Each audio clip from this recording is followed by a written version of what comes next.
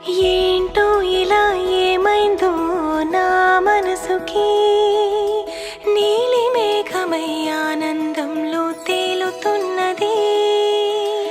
ఏంటో ఇలా నా ప్రాణం ఇన్నాళ్ళకి పూలవానలో తూని గల్లే తూలుతున్నది. అదేదో తొందర ఒకవైపు, అదేదో కంగారొక వైపు, ఏటవాలు చూపులేవు మీదవాలి. ఈత ముల్లై గుచ్చుతోంది చల్లగాలి.